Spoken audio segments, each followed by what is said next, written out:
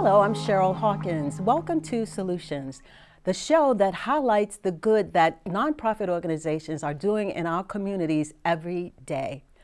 There are so many people dealing with the issue of poverty in our communities, and on this edition of Solutions, we take a look at A Wider Circle, a nonprofit organization that helps deal with poverty and equity in our communities. For many of those served by A Wider Circle, the journey out of poverty starts with a furnished home. Every day, we hear from individuals and families who have a place to live, but still need the essential items necessary to make it a home. Many of these families are in their first ever homes and are often leaving homelessness, fleeing domestic abuse, or otherwise living without the essentials. Through our Essential Support Program, 10 to 15 families visit our Center for Community Service each day to receive the items they need. Families receive beds, dressers, dining sets, couches, and more, all free of charge. Everything we distribute is in dignity condition, free of rips, stains, or broken pieces. Our clients leave not only with essential items, but also with a sense of community, confidence, and hope. I'm joined in studio with Amy Javaid, President and CEO of A Wider Circle. Amy, thank you for being here. Thank you so much for inviting me. A Wider Circle is such a wonderful organization. I love the name. You know, there is an African saying that talks about, let the circle be unbroken. And so I think it's a great name because you not only let the circle be unbroken, but you expand the circle and you include people and others that can help other people with their needs. Tell me about A Wider Circle. How did it get started and what are the services you provide? Absolutely. So A Wider Circle was formed in 2001. And the name, as you mentioned, comes from an Einstein quote about widening our circle of compassion. And sort of that has always been at the root of what we do, with the belief that everyone can do something with lots of compassion change as possible. And so we have several services. The biggest one and the most well-known is our furniture program, where we furnish 18 to 20 homes per day, 6 days a week from our center here in Silver Spring. We also have a career support program that does both professional clothing and career coaching. And we have a neighborhood partnership program that does micro grants, direct services, and partnerships for programs directly in the community, which is in Ward 8 in DC. Fantastic. So you deal with issues of poverty and equity. How did you all determine there was this need in the community that so many people were living in poverty? You know, it's a pretty incredible region because for all of the people who have tremendous wealth and high-profile positions in this region, there are equal number who are in great need. There was a recent report that came out that said that more than 500,000 individuals living in this region live at or below the poverty line, which is a pretty incredible statistic. And so really trying to acknowledge that need, but at the same time recognize there are many people who live just above that official line who still have needs. And they still need to access services. And so that's part of why we're here. Fantastic. What have you found are the root causes of poverty? You know, that can be a very complicated question, but it has a really simple answer that for most people, it's birth. Most people are born into generational poverty and seek change for themselves and their families. We do recognize that for some it is loss of a job or loss of stability or some other form of illness or something that just changed in their life. But for many, many of those we serve, it's birth.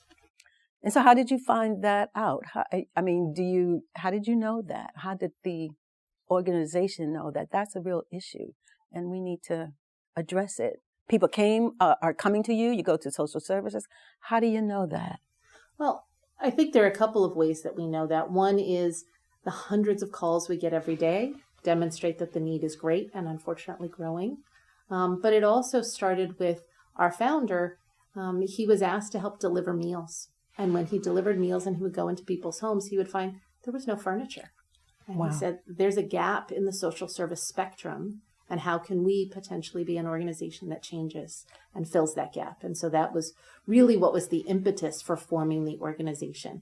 We're not a research organization, but after more than 20 years of listening to our clients, I feel like we have a much broader sense of what that need is and what the potential solutions are to help address it.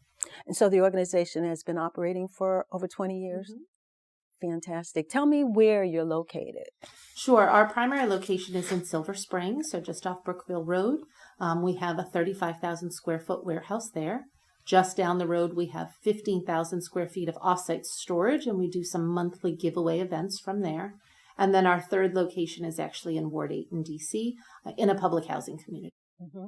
And so people, how are people finding you?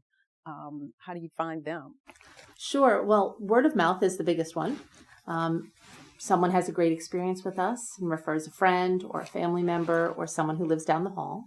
We have hundreds of social service agencies, government agencies, faith groups, refugee resettlement organizations who will refer people to us. But more than half of those who call us for services are not affiliated with another social service organization, or they've been denied services by those other organizations. And so we seek to address it not only through agencies, but also directly to families. And so you have been working in the nonprofit sector for a long time too. Yeah, but on several levels, local, global. What made you, what got you interested in working in this industry? That's a great question. And I would say it dates back to when I was a teenager and was asked to do sort of, I guess, what now is called social service hours or SSL hours. And I was asked to go to a local school. And I was doing reading, and one of the young children said, "If I read the story, will you give me the chain around your neck? My family's hungry." Wow. And it sort of moved me to this moment that even when I think about it. And so that was sort of that compelling thread from the time I was quite young. And even now when I do things or when I talk to my own children about it, I feel the need to share that story and to sort of recognize that we never know what someone else's life is like. That's a very touching story. And so I understand that you started as a volunteer at A Wider Circle, and now you're president and CEO. Tell me about that journey. How did you get here? In a very unplanned way, to be honest. I came in as a volunteer really compelled by the mission and compelled by the compassion of the staff and the volunteers who are already working there. And I began doing it when my children were young and in school. And then they said, "Well, are you interested in a part-time job?" "Sure." "Are you interested in doing a little bit more?" And each time I felt so compelled to say yes because I so believed in the work and the need. And so when the opportunity arose for me to first step in as interim and then to take on the role as permanent president, it just felt like the right step. It wasn't planned when I began as a volunteer to have a full-time job, never mind to be the president. And now I couldn't imagine doing anything else. How long did that take, that whole process from volunteer to president? About 6.5 years. Nice. And so what is the strategic plan for the organization? I understand you have a 5-year plan, or I guess every 5 years, maybe you develop a plan. What is the most current strategic plan for A Wider Circle? Sure. So we most recently in March launched our new 5-year strategic plan. And really at the root of it, it was about advancing equity. And what would that mean in our community? And what services should remain on our plate? Which ones should we phase away, and how do we better partner with others to accomplish the end goal? And so we ended up with 3 impact goals in our strategic plan. One is the very simple: be a good neighbor. Offer great programs and services in a way that feel comfortable and can engage people in the work. 2 was to partner and to be a more deliberate and intentional partner with several of the amazing nonprofits that are in this region. And 3rd is to use all of that collateral and networking to co-create a better future, to employ advocacy strategies, and hopefully create systemic and systematic change. A couple of things come to my mind. That term equity, we hear it all the time. We get it confused with equality and equity. Tell me a little bit how you all look at equity, what that means to you all.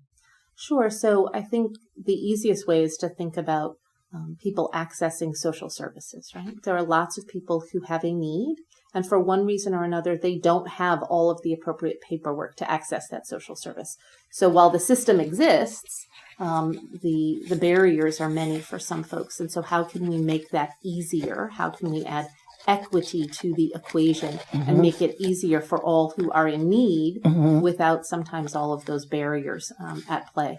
And frankly, the systems for history have not been either equal or equitable. And so the more that we can do to be a part not only of the dialogue, but of the changes is particularly important to us.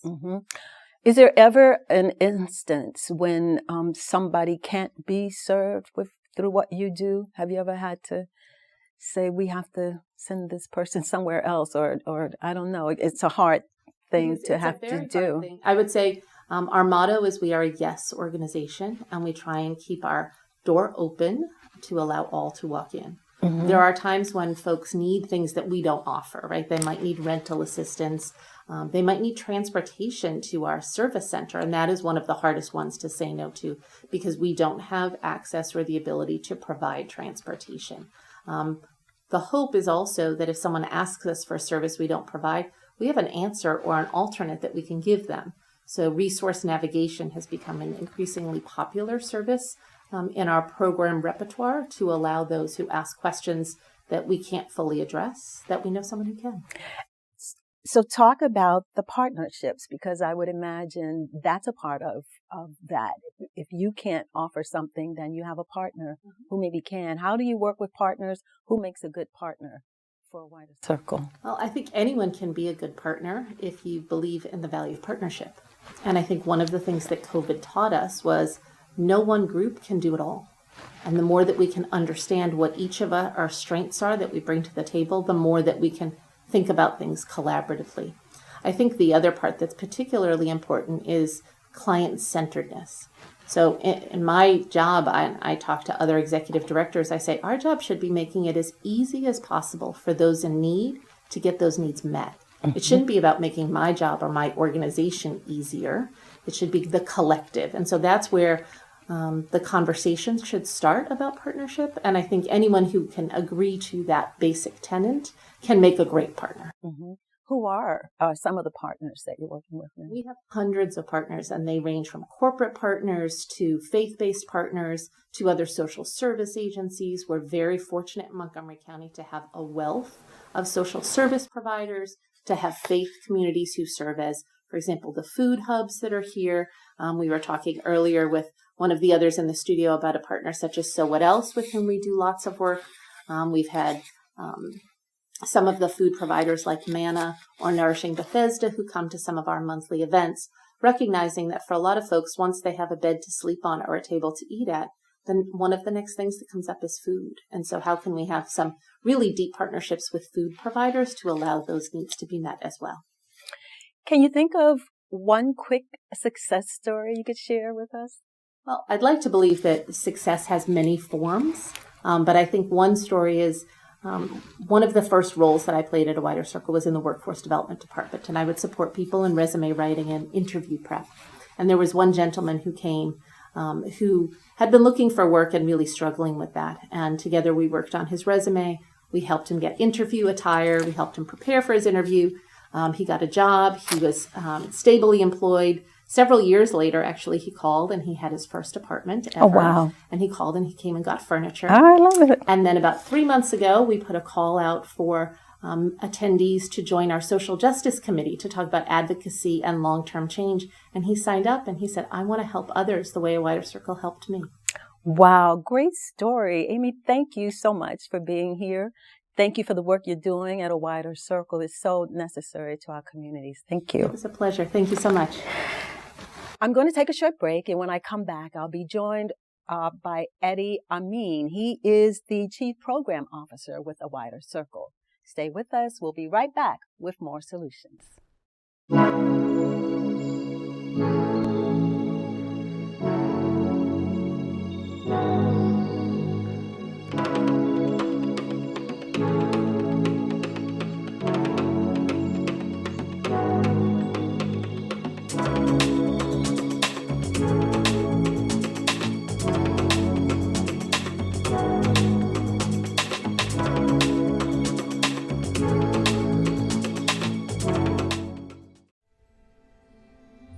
I am what hunger looks like in America.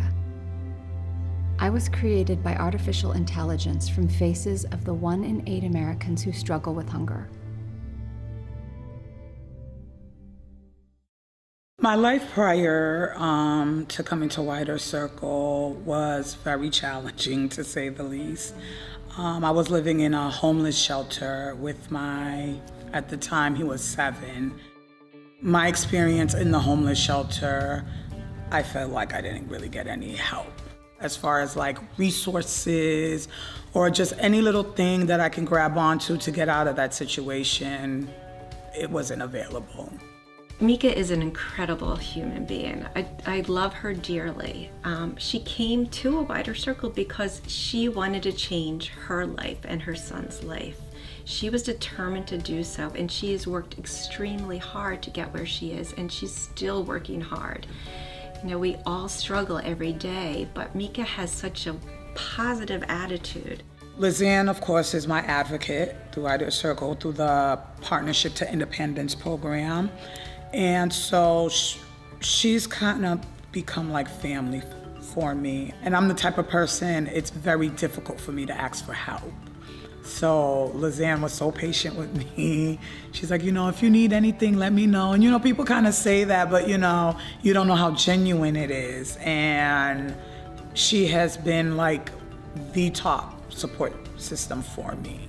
Joining me now is Eddy Ameen, Chief Program Officer at a Wider Circle. Eddy, thank you for being here. Yeah, I'm really glad to. Thank you for having us. Yeah, and so you're pretty new, a little new with the Wider Circle. When did you start? I started last June. Last June. And what made you choose a Wider Circle? Yeah, I'm trained as a psychologist, but I've never done full-time therapy, and I didn't want to be a professor. And I think that I was best suited to put psychological skills into the workplace, to think about how do we evaluate programs and how do we use data to constantly improve what we're doing, and how do we create a happy and healthy place for our clients to come to us and for staff to want to stay in that setting. Wow, what a wonderful skill set to bring to an organization, especially one that deals with people and people's needs. So you need to kind of have an understanding of where a person is coming from. So that's great. I know they're lucky to have you. So tell me about some of the programs that are offered at a Wider Circle. Most people who have heard of a Wider Circle before today will know us for our furniture program. And in that program, we serve and give out hundreds, if not thousands, of items of furniture in every category, from kitchen to bathroom to bedroom. And everywhere in between. Each year, we have a professional clothing program. In the mid-range, if people need help getting back on their feet or getting back into the workforce, we have a fabulous career support program. And then we have 2 long-term programs, one that meets people in the community, and that is called our Ward 8 Hub. It's based in this model of neighborhood partnership and really kind of embedding in a place-based way and helping residents identify the changes that they wish to see in their neighborhood. And then finally, we have a multi-year cohort-based program that works to help people become more financially stable and identify goals and income, education, and health and well-being. Great. Let's talk a little bit more in detail about them. The furniture one, how do you get the furniture and where are you keeping all this furniture? Yeah. Every day we have neighbors in the community like you and me who might be swapping out pieces of furniture in their home and they bring it to a Wider Circle, or they call us and say, I can't bring it. Will one of your trucks come and pick it up? So we're on the road every day with a couple of trucks, and we have dozens, sometimes past 100 neighbors a day that will come and bring things to our warehouse. And so that gets processed and cleaned on the lower level, inspected. Anything that's not in dignity condition, we find other partners to give it to try to minimize the impact of things going in the landfill. And then we fill our showroom upstairs with it. And a client walks in and they have the option of not just the couch that is left over for them, but a few dozen to choose from. I like that term, dignity status. You're not just trying to give anything to people. You're really trying to help, and you want to feel good about your possessions. So you're only offering things that are in kind of good condition. Yeah, a frame that I try to use is if I wouldn't feel great about passing it on to someone in my family, I'm not going to donate it to a wider circle. Yeah, that's nice, because a lot of people are just saying, I need to get rid of something and take this, versus whether somebody can really use it and would be proud to use it, to have it. Right. Yeah. And we have data showing that after people have the furniture from a wider circle in their home, they feel more likely to invite guests over because they're living in a home that they feel proud of.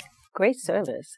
Talk about the career service program that you have. What happens there? Yeah. Career services, and we always say off the bat, it's not a job placement service. It's also not a credentialing or certification program. We have some amazing partners, both municipal and private organizations, that do that work.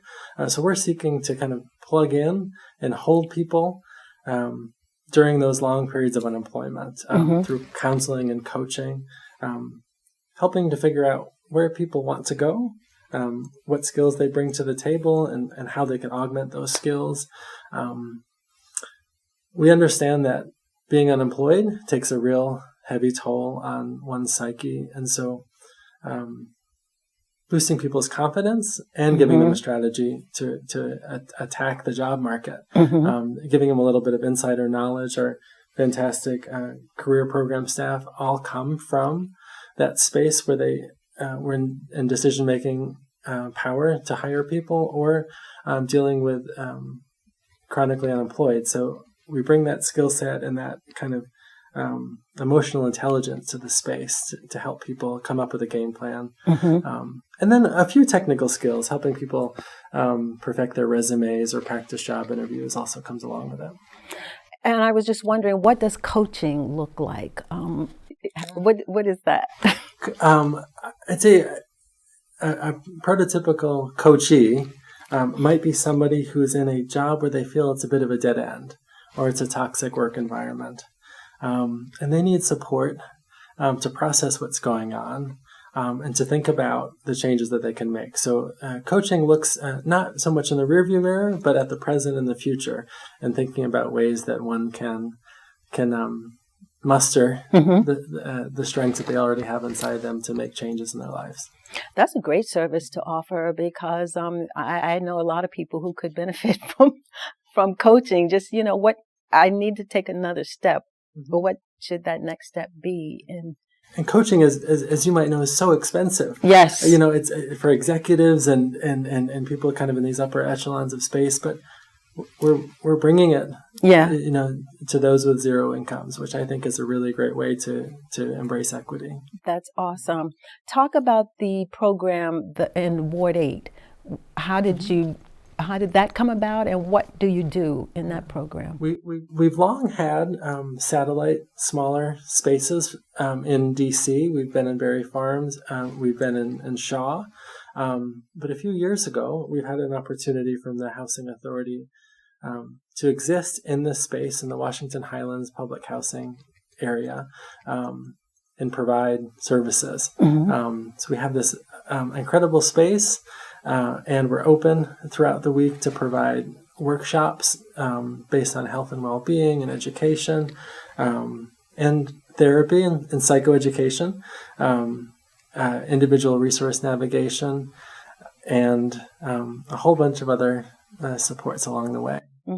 How has that been received in that neighborhood? The longer we've been open, the more people have come through. I think what we're noticing is that you can't just build it and they will come.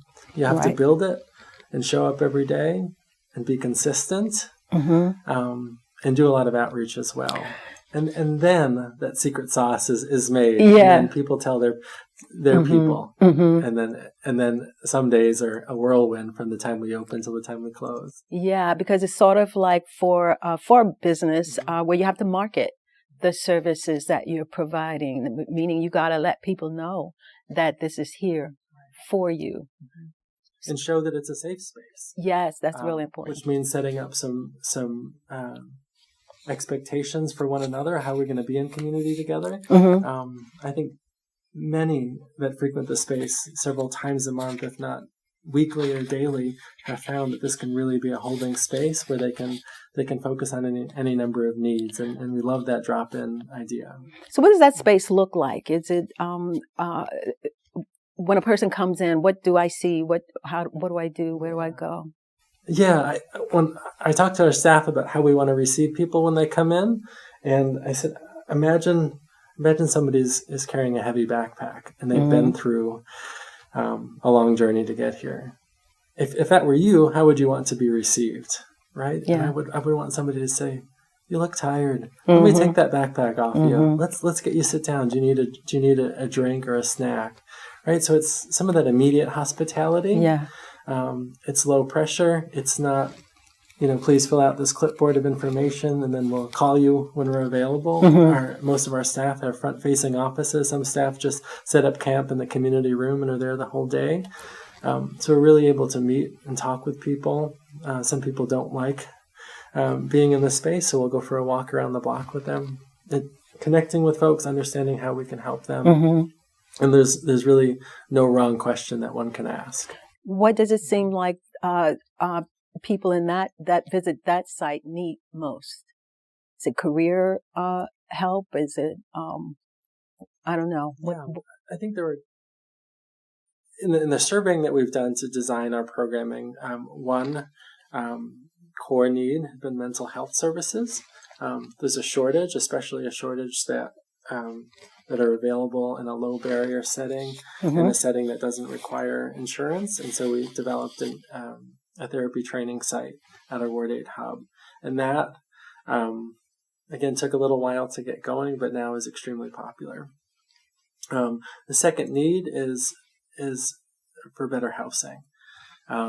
We know that that is a challenge, and we're not in it alone. So we're trying to develop closer partnerships with some housing providers, at least give people an insider edge on how do you identify good housing. What do you do if the housing that you're in doesn't meet, quality or dignity standards, and how can you navigate this very complex thing? Great. I know you all work with a lot of volunteers. How do you get volunteers? And what do volunteers do for you? Volunteers are the lifeblood of the wider circle. There are some days when the number of volunteers in our buildings outnumber the staff. Some of our volunteers are extremely long term. Okay.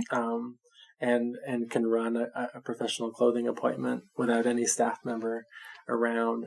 Some are high schoolers that are looking for their service hours. But every day we also receive at least one group of volunteers that come by bus.